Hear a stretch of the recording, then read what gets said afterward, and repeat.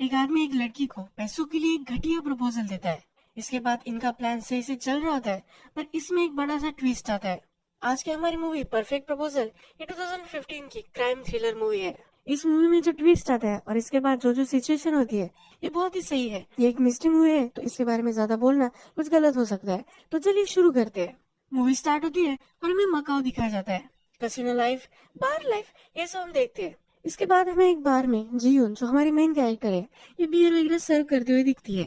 जब अपने फ्रेंड से बात कर रही होती है तो उसकी फ्रेंड उसे एक एडवर्टाइजमेंट दिखाती है। इस एडवर्टाइजमेंट में लिखा होता है कि एक आदमी की केयर करने के लिए एक सिंगल वुमन चाहिए और इंटरव्यू के बाद ही इसका फैसला वो करेंगे कि उसे जॉब मिला है या नहीं। इसकी फ्रेंड कह रही होती है कि इस इंटरव्यू का मीनिंग ही अलग है। बूढ़े आदमी को मजे करने हैं, इसलिए उसे लड़की चाहिए। इसमें पैसे भी बहुत सारे मिलने वाले होते हैं। ये दोनों जब बात कर रहे होते हैं तब जून का पार्टनर वहाँ आता है। जून का पार्टनर और जून, इन दोनों ने मिलकर ये बार चलाया था। ये दोनों प्रॉफिट बांटकर ये बार चलाने वाले थे, पर 2-3 महीने हो चुके हैं और उसके पार्टनर ने उसे कुछ भी प्रॉफिट वगैरह नहीं दिया। उल्टा उस पर बहुत सारा कर्जा है। उसके पीछे पीछे मेंस बाथरूम तक चली जाती है। ये उसे कहती है कि जल्द से जल्द तुम मुझे मेरे पैसे दो। ये कहता है कि इसके पास ये पैसे नहीं है, पर आज ये जुआ खेलने के लिए जाने वाला है। जुआ खेलेगा और इसे डबल पैसे वो दे सकता है। इनके जो सब पैसे थे इसने जुए में ही खर्च कर दिए हैं। थोड़ी देर में जून के पार्टनर के पास गुंडे आ जाते हैं। इसे बहुत मारते हैं क्योंकि इनसे भी इसने बहुत सारे पैसे लिए थे। जून इस आदमी की पार्टनर थी और अच्छी फ्रेंड भी थी, इसलिए अब जून को ही ये धमकाने लग जाते हैं। ये कहते हैं इसने जो सब पैसे लिए थे ये सब अब तुम्हें पे करने हैं, वरना तुम्हारी लाइफ खतरे में हो सकती है। जून अब बड़े प्रॉब्लम में फंस जाती है। अब क्रेडिट्स रोल होते हैं और हमें दिखता है कि जून इंटरव्यू के लिए जा रही है। जो इंटरव्यू उसकी फ्रेंड उसे दिखा रही थी ओल्ड मैन की केयर करने के लिए, उसी इंटरव्यू में जा रही होती है। इंटरव्यू लेने के लिए और एक मेन कैरेक्टर हमें इंट्रोड्यूस किया जाता है। इसका नाम होता है संग। संग उससे फिर कोरियन में बात करने लग जाता है। मकाओ में सब इंग्लिश बोलते हैं और जून कोरियन बोल सकती है, इसलिए इसका एक प्लस पॉइंट होता है। जून के बारे में सब चीजें वो पूछता है। जून से पूछता है कि तुम्हारी मदर कहाँ रहती है। जून कहती है कि जब मैं छोटी थी तभी उनका कार एक्सीडेंट हो गया था। संग को बहुत ही बुरा लगता है। संग फिर जॉब के बारे में समझाता है। वो कहता है कि ये जॉब मकाओ के सबसे बड़े कसिनो ओनर के लिए है। जब हम इसके बारे में बात कर रहे हैं तो तुम्हें लग रहा होगा कि सेल्फ मेड मैन है, बहुत बड़ी बड़ी चैरिटीज करता है और बहुत ही अच्छा आदमी होगा, पर ये बहुत ही घटिया आदमी है। ये इगोइस्टिक, सब लोगों पर चिढ़ने वाला और किसी को भी कोई भी नहीं समझने वाला एक बहुत ही घटिया इंसान है। इसकी तुम्हें केयर करनी है, ये इसका जॉब होता है। वो जीवन से पूछता है कि तुम्हें क्यों ये जॉब लेना है। जीवन कहती कि मेरी फाइनेंशियल सिचुएशन बहुत ही खराब चल रही है। मेरे पार्टनर ने लोन लिया था और मुझे वो पे करना है। संग इम्प्रेस्ड हो जाता है। वो कहता है कि तुम बहुत ही स्ट्रेट फॉरवर्ड हो, ये उसे पसंद आता है। जून कहती है क्या मुझे ये जॉब मिल चुका है। संग कहता है कि नहीं, इसमें और भी कुछ चीजें हैं। संग फिर उसे एक लोकेशन बताता है, एक होटल में मिलने वाले होते हैं। उसे कहता है कि मैं तुम्हें प्रपोजल वहाँ समझाने वाला हूँ, तुम्हें सिर्फ ये प्रपोजल सुनने के लिए $1000 में दूंगा। जब जून इवनिंग में अपने फ्रेंड से बात करती है तो उसकी फ्रेंड इम्प्रेस्ड हो जाती है। वो कहती है इतने सारे पैसे सिर्फ इंटरव्यू के लिए। उसकी फ्रेंड कहती है कि अगर मुझे ये जॉब लगा तो मैं कुछ भी करने के लिए रेडी हो सकती हूँ। अब हम देखते हैं कि संग और जून की मीटिंग चल रही है। संग फिर उसे सब कुछ समझाता है। संग फिर कहता है कि मैं जो तुम्हें प्रपोजल देने वाला हूँ, अगर तुम्हें अनकंफर्टेबल लगे तुम कभी भी उठकर जा सकते हो। ये $1000 किसी को भी ये बात ना बताने के लिए है। जिस ओल्ड मैन की जीवन को केयर करनी होती है इसका नाम होता है किम। संग फिर कहता है किम की फैमिली एक एक्सीडेंट में मर गई थी, उसके बाद ये कभी भी घर नहीं गया है, ये यार्ड पर ही रहता है। ये बहुत ही अकेला हो चुका था तो उसकी सर्वेंट के साथ ही रहता है। एक दिन उसे ऐसे ही याद आ गए, वो जब यंग था तब एक लड़की के साथ इसने अनैतिक संबंध बनाए थे, इस वजह से उसे एक लड़का भी था। यही लड़का संग है। जून को समझ में नहीं आ रहा होता ये कह क्या रहा है। संग फिर कहता है कि किम के बारे में मुझे सब कुछ पता है, उसे किस तरह की लड़कियां पसंद है, किस तरह की चीजें उसे करनी अच्छी लगती है, किस तरह की बातें उसे अच्छी लगती है, सब कुछ चीजें मुझे पता है। संग को अब किम से बदला लेना है। किम की जो सब प्रॉपर्टी है ये संग को नहीं देने वाला, ये सब प्रॉपर्टी चैरिटी में दे देने वाला है, इसलिए संग इसे बदला लेना चाहता है। संग कहता है कि तुम्हें इससे शादी करनी है, अगर जीवन किम से शादी कर लेगी तो सब प्रॉपर्टी जीवन को चली जाएगी। संग कहता है कि किम जब मर जाएगा तो 50-50 प्रॉपर्टी हम बांट लेंगे। जीवन को आइडिया पसंद नहीं आता, वो उठ जाती है। ये कहती है कि क्या ये घटिया प्रपोजल है। ऐसे वो जा रही होती है। संग कहता है कि जाओ, जाना है तो जा सकते हो, पर फिर भी वो गुंडे तुम्हारे पीछे ही लगे रहेंगे, तुम्हारे पैसों की प्रॉब्लम कोई भी सॉल्व नहीं करने वाला। जीवन वहां से निकल जाती है। जब वो अपनी बिल्डिंग में आती है तो उसने रेंट भी नहीं दिया होता। उसका लैंडलॉर्ड उसके पास आता है और उसका शोषण करने की कोशिश करता है। जीवन अब संग का प्रपोजल एक्सेप्ट करने के लिए रेडी हो जाती है। संग पहले जीवन को शॉपिंग करवाने के लिए लेकर आता है, उसका कंप्लीट मेकओवर करता है। किम को किस तरह की औरतें पसंद है उस तरह का उसे वो कंप्लीट मेकओवर देता है। जीवन अब यार्ड पर आती है। उसे जब सब सर्वेंट्स देखते हैं तो इन्हें वो बहुत ही ब्यूटीफुल लगती है। किम जब वहाँ आता है तब सब लोग डर कर साइड में हो जाते हैं। किम जीवन से पूछता है कि तुम लेट हो चुकी हो, मुझे वेट करवाना ये अच्छा आइडिया नहीं है। जीवन कहती है कि एक ओल्ड लेडी थी, उसकी मैं केयर कर रही थी, अब मैंने वो जॉब छोड़ दिया है और यहाँ आ चुकी हूँ।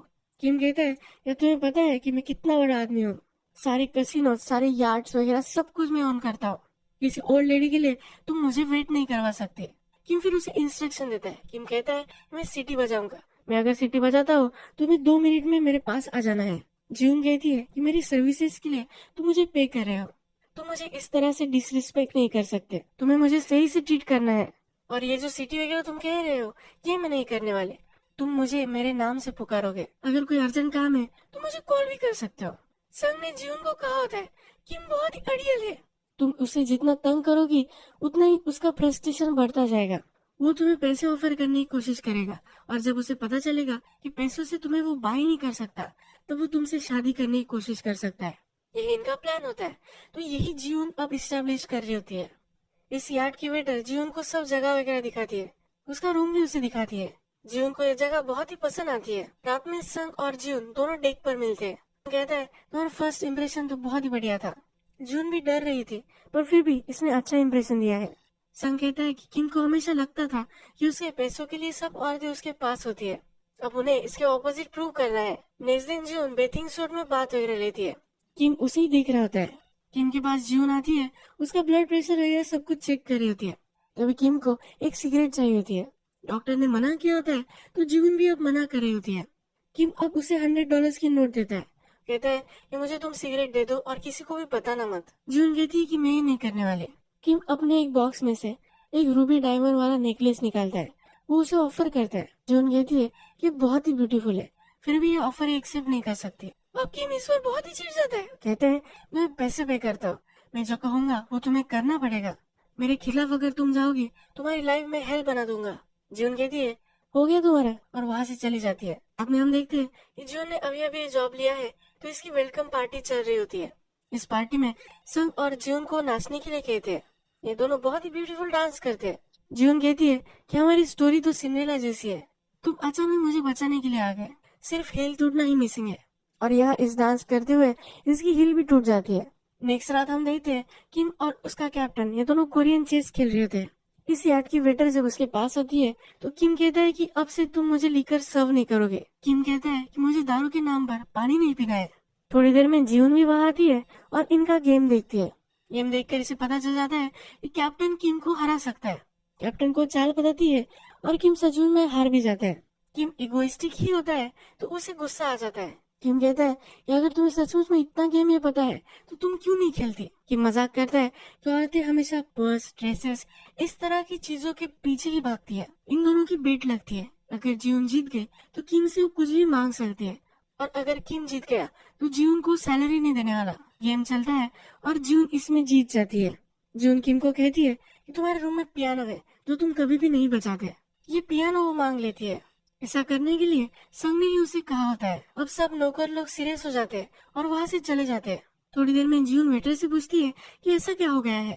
ये वेटर कहती है कि किम अपनी फैमिली के लिए पियानो बजाता था, उनका एक्सीडेंट हो गया, इसके बाद कभी भी उसने पियानो नहीं बजाया है। जीवन को बहुत ही बुरा लगता है। ये वेटर वंडर करती है कि वो उसके दारू में पानी मिलाती थी, ये किम को कैसे पता था। ये पॉइंट आप ध्यान रखना, मूवी के लास्ट में आपको पता चलेगा। जून फिर किम के पास आती है और उसे सॉरी कहती है। किम कहता है कि मुझे भी ज्यादा पास में ड्वेल नहीं करना चाहिए। जून कहती है कि मैं सब कुछ समझ सकती हूँ, उसकी मदर का भी एक्सीडेंट हुआ था, जब इस स्कूल में थी तभी इसके टीचर ने उसे बताया था, पूरे रास्ते भर इसे कुछ भी मालूम ही नहीं था, इस सब से ये भी गुजर चुकी है। किम कहता है कि इस तरह की बातें उसे पसंद नहीं है, उसे वहाँ से निकल जाने के लिए कहता है। किम के लिए जून को बहुत बुरा लगता है। रात में संग जून से मिलता है। जून से पूछती है तुम्हें मुझे पहले बता देना चाहिए था। संग कहता है कि अगर मैं तुम्हें पहले बता देता तो अब जो नेचुरल इफेक्ट आया है ये नहीं आ पाता। जून को कहता है तुम्हें इमोशनल नहीं होना है, हम जो कर रहे हैं ये स्ट्रिक्टली प्रोफेशनल हमें रखना है, ये जब बात कर रहे होते हैं तो यार्ड का सर्वेंट यहाँ आ जाता है। इन्हें देख सकता है तो ये दोनों छुप जाते हैं, एक दूसरे के पास आ जाते हैं। संग इसे किस करने वाला होता है पर अपने आप को ये रोक लेता है। अब नेक्स्ट दिन सुबह हम देखते हैं कि किम फिशिंग कर रहा होता है। फिशिंग करते वक्त एक बड़ा सा फिश उसके हाथ लगता है। ये फिश बहुत ही बड़ा होता है और इसकी वजह से इसकी व्हील चेयर हिलने लग जाती है। ये नीचे पानी में गिर सकता है पर फिर भी ये फिश छोड़ नहीं रहा था। जिम इशारे इशारे में एक सर्वेंट को कहती है कि इसकी स्ट्रिंग ही तुम काट दो। अब किम इस सर्वेंट पर बहुत ही चिढ़ जाता है। वो कहता है कि अभी के अभी जाओ और वो फिश लेकर आओ। अगर तुम ये नहीं कर सकते तुम्हें ये स्टेक खाना पड़ेगा। ये जो सर्वेंट है ये पाकिस्तानी होता है और कोरियंस को लगता है कि पाकिस्तानी लोग स्टेक नहीं खा सकते। डायरेक्टर को पता नहीं होगा। एनीवे, ये इसे स्टेक खाने के लिए मजबूर करता है। ये मुंह में तो लेता है पर ये खा नहीं रहा था। जून कहती है कि तुम ये गलत कर रहे हो, ये सब अब बंद कर दो। किम इस पर बहुत ही चिढ़ जाता है। वो कहता है कि इस यार्ड का ओनर मैं हूँ, मेरे लिए कोई भी डिसीजन नहीं ले सकता, मैं जो कहूँगा वही होगा। ये बहुत ही चिढ़ जाता है और सब कुछ खाना वगैरह नीचे गिरा देता है। जून को भी यहाँ से निकल जाने के लिए कहता है। जून अब ये जॉब छोड़कर घर आ जाती है। संग और वो दोनों पास आ चुके थे, इसकी भी उसे याद आती है। संग रात में इसके पास आता है। वो कहता है कि अब तुम्हें जॉब पर फिर से वापस आ जाना चाहिए। जून कहती है कि ये मैं नहीं कर सकती। संग उसे फिर से पैसों का लालच देता है। जून कहती है कि इतने सारे पैसे हैं, ये पता है मुझे, पर अगर मैं उससे शादी करूंगी फिर भी और 10-12 साल जिएगा, तब तक ये मेरी लाइफ हेल बना देगा। इसके साथ मैं कभी भी नहीं जी सकती। संग कहता है कि क्या तुम कह रही हो या उसे मार देना चाहिए। जून कहती है कि अगर वो मर गया तो यही सही होगा। ये वो ऑफर नहीं लेने वाली तो संग यहाँ से चला जाता है। रात में किम को बहुत ही बुरा लगता है। किम का जो कैप्टन होता है उसके अच्छी फ्रेंड की तरह होता है।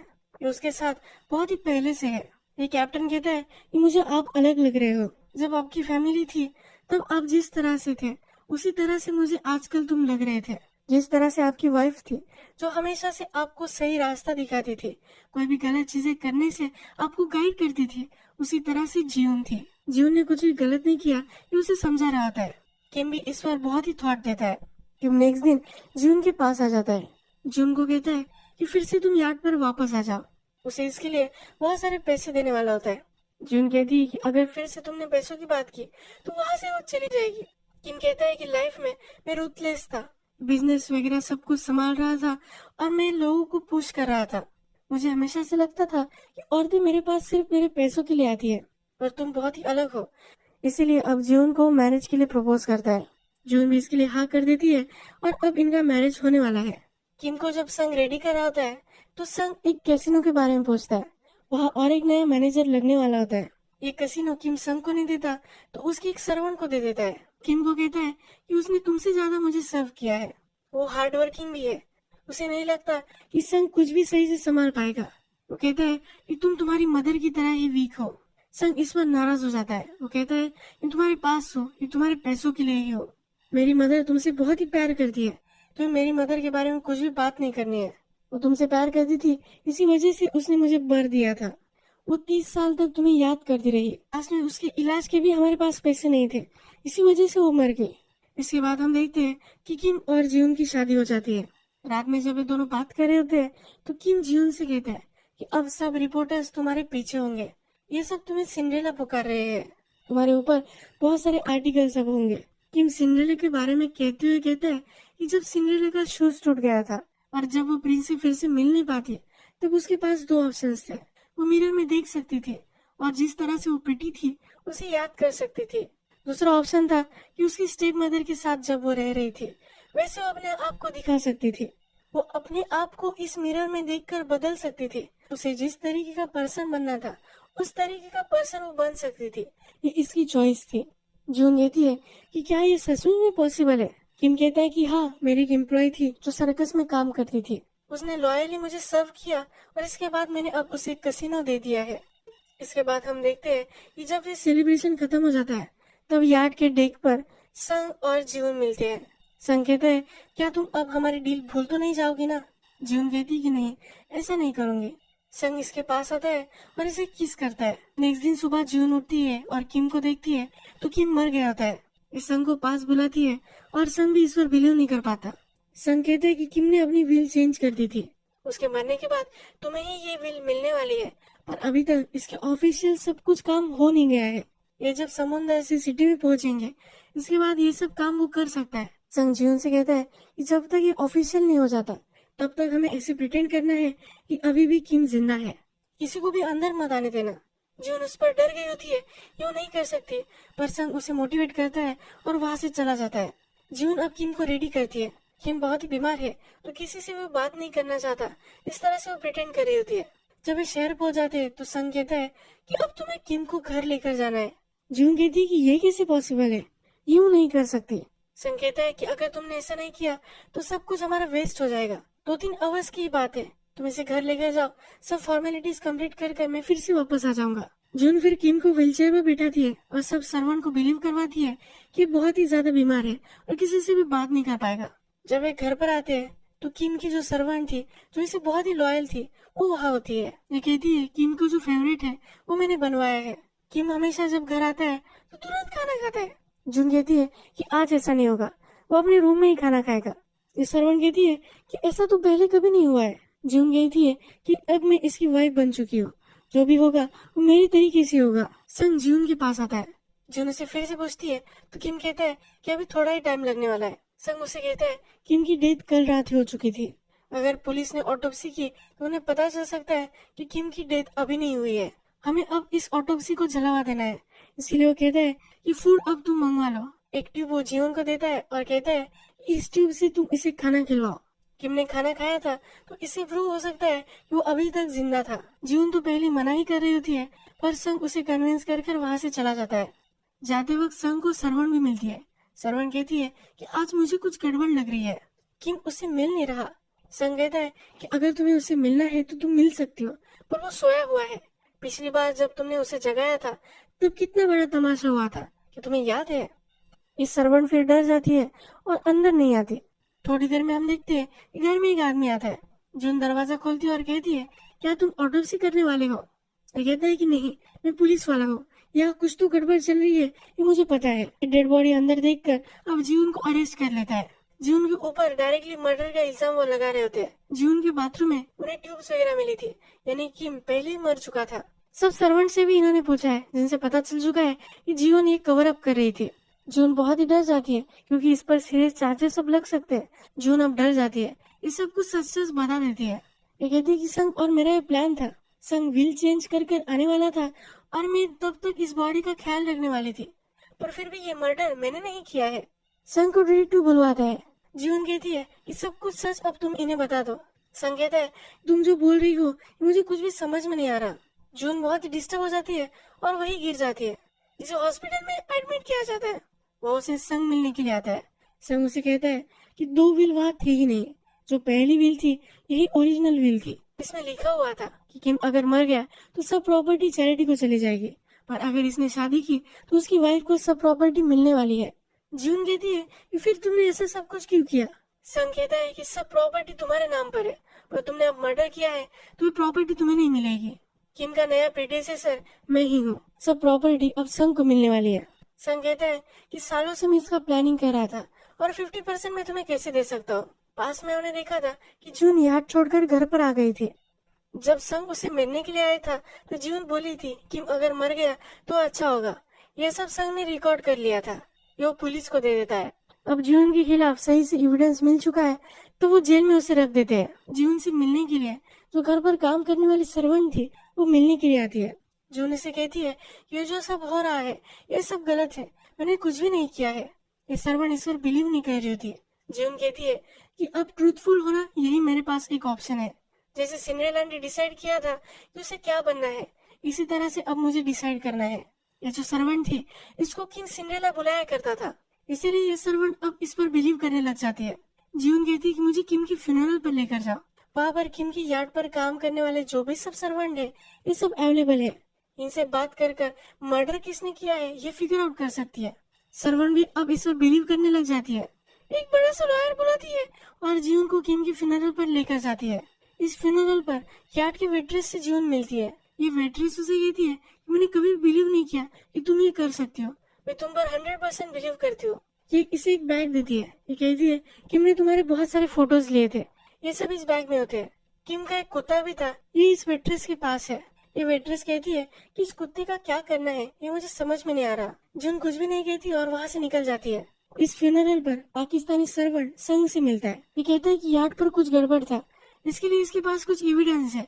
संग इससे बात करना चाहता है। संग इसे बात करने के लिए गाड़ी में बिठाता है, उसे मार डालता है। जंगल में जाकर इसकी बॉडी को काट रहा होता है। जून इस फ्यूनरल से भाग रही होती है तो पुलिस इसे पकड़ लेते हैं।